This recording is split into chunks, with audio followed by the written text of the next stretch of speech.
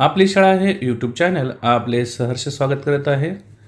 आजच्या व्हिडिओमध्ये आपण दिनांक 26 एप्रिल 2026 रोजी जी इयत्ता 4थी व 7वीची स्कॉलरशिप परीक्षा होणार आहे त्या परीक्षेचे प्रवेशपत्र अर्थात हॉल तिकीट कशाप्रकारे डाउनलोड करायचे याविषयीची संपूर्ण माहिती पाहणार आहात। तत्पूर्वी आपण जर आपली शाळा या यूट्यूब चॅनलवर नवीन असतील तर सर्वप्रथम या यूट्यूब चॅनलला सबस्क्राईब करायला विसरू नका। चला तर सुरुवात करूया आजच्या व्हिडिओला।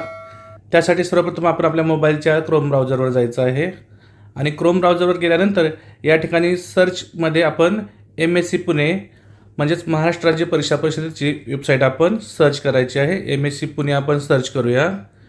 MSc पुणे सर्च केल्यानंतर पहा महाराष्ट्र राज्य परीक्षा परिषदेचा हा जो आपल्या समोर टॅब आलेला आहे त्या टॅबवर आपण क्लिक करायचं आहे।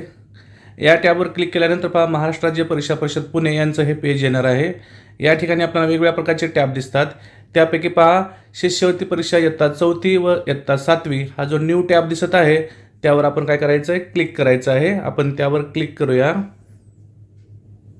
त्यावर क्लिक केल्यानंतर पहा महाराष्ट्र राज्य परीक्षा परिषद पुणे प्राथमिक शिष्यवृत्ती परीक्षा इयत्ता 4थी व उच्च प्राथमिक शिष्यवृत्ती परीक्षा 7वी 2026 याबाबतचं हे पेज आपल्या समोर आलेलं आहे। या ठिकाणी देखील वेगवेगळ्या प्रकारचे टॅब आणि सूचना आहेत। त्यापैकी आपण शाळा लॉगिन या टॅबवर काय करायचं आहे क्लिक करायचं आहे।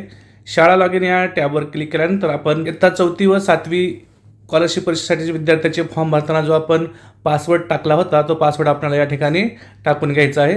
सर्वप्रथम आपल्या शाळेचा UDIS कोड आणि त्यानंतर पासवर्ड या ठिकाणी आपण प्रविष्ट करायचा आहे। पहा आपण पासवर्ड आणि शाळेचा UDIS प्रविष्ट केल्यानंतर आपल्यासमोर अशा प्रकारची एक सूचना येते। ही सूचना आपण वाचून घ्यायची आहे। हे लॉगिन केवळ इयत्ता 4थी व 7वी शिष्यवृत्ती परीक्षेकरिता आहे आणि आपण कंटिन्यू या टॅबवर काय करायचं आहे क्लिक करायचं आहे। कंटिन्यू या टॅबवर केल्यानंतर पहा लॉगिन सक्सेसफुली झालेला आहे। त्यानंतर आपल्याला अशा प्रकारचा डॅशबोर्ड येणार आहे। तर आपण तो डॅशबोर्ड खाली स्क्रोल करत जायचा आहे। खाली स्क्रोल केल्यानंतर आपल्याला या ठिकाणी 4th ऑल ॲडमिट कार्ड्स आणि 7th ऑल ॲडमिट कार्ड्स म्हणजे या ठिकाणी 4थीचे सर्व विद्यार्थ्याचे प्रवेशपत्र आणि 7वीच्या सर्व विद्यार्थ्याचे प्रवेशपत्र मिळवण्यासाठी 2 टॅब दिलेले आहेत। तसंच जर आपण खाली पाहिलं तर आपल्याला टेबल दिसत आहे। या ठिकाणी सिरियल नंबर त्यानंतर स्टुडंट ID दिलेला आहे। त्यानंतर आपल्याला स्टुडंट नेम दिसत आहे।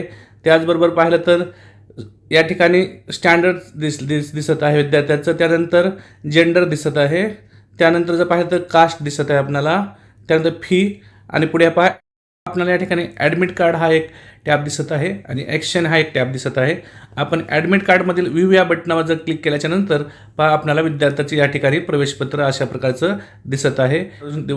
हे प्रवेशपत्र आपण प्रिंट देखील काढून घेऊ शकतो। त्यासाठी आपल्याला प्रिंट या टॅबवर काय करायचं आहे क्लिक करायचं आहे। प्रिंट या टॅबवर क्लिक केल्यानंतर पहा आपल्या समोर विद्यार्थ्याचं असं PDF स्वरूपामध्ये ॲडमिट कार्ड म्हणजेच इयत्ता 4थी परीक्षेचं प्रवेशपत्र आलेलं आहे। ते आपण या ठिकाणी PDF स्वरूपामध्ये डाउनलोड देखील करून घेऊ शकतो। त्यानंतर आपण पुन्हा एकदा बॅक आलेलो आहोत आणि बॅक आल्याच्या नंतर आपण एकाच वेळी सर्व विद्यार्थ्याचे ॲडमिट कार्ड देखील कशाप्रकारे डाउनलोड करायचं हे देखील आता आपण समजून घेऊया। त्यासाठी पहा वरच्या बाजूला आपल्याला 4th ऑल ॲडमिट कार्ड आणि 7th ऑल ॲडमिट कार्ड म्हणजेच इयत्ता 4थीच्या सर्व विद्यार्थ्याचे ॲडमिट कार्ड म्हणजेच प्रवेशपत्र या ठिकाणी मिळू शकतात किंवा इयत्ता 7वीच्या विद्यार्थ्याचे देखील सर्व ॲडमिट कार्ड म्हणजेच प्रवेशपत्र आपल्याला या ठिकाणी मिळू शकतात। तर आपण इयत्ता 4थीचे ऑल ॲडमिट कार्ड जो हा टॅब आहे त्यावर आपण क्लिक करूया। पहा त्यावर आपण क्लिक केल्यानंतर इयत्ता 4थीमध्ये आपल्या शाळेतून जेवढे विद्यार्थी परीक्षेसाठी बसलेले आहेत त्या सर्व विद्यार्थ्याची एकाच वेळी देखील आपण ॲडमिट कार्ड म्हणजे परीक्षापत्र देखील या ठिकाणी आपण अशा प्रकारे डाउनलोड करून घेऊ शकतो। खाली आपल्यासाठी जर पाहिलं तर प्रिंट हे ऑप्शन आहे। आपण त्यावर क्लिक करायचं आहे। प्रिंट या ऑप्शनवर क्लिक केल्यानंतर पहा आपल्यासमोर अशा प्रकारे PDF स्वरूपामध्ये इयत्ता 4थी किंवा इयत्ता 7वीला जे विद्यार्थी शिष्यवृत्ती परीक्षेसाठी बसलेले आहेत त्यांची आपल्याला प्रवेशपत्र म्हणजेच हॉल तिकीट डाउनलोड करून घेऊ शकतो। तर अशा प्रकारे आजच्या व्हिडिओमध्ये आपण इयत्ता 4थी व 7वी जी 26 एप्रिल 2026 रोजी स्कॉलरशिप परीक्षा आहे म्हणजे शिष्यवृत्ती परीक्षा आहे त्या परीक्षेचे ॲडमिट कार्ड अर्थात प्रवेशपत्र कशाप्रकारे डाउनलोड करायची याविषयीची संपूर्ण माहिती पाहिली। मला आशा आहे तुम्हाला सर्वांना हा व्हिडिओ नक्कीच आवडला असेल। तुम्हाला जर हा व्हिडिओ आवडला असेल तर आपली शाळा या यूट्यूब चॅनलला सबस्क्राईब करायला विसरू नका।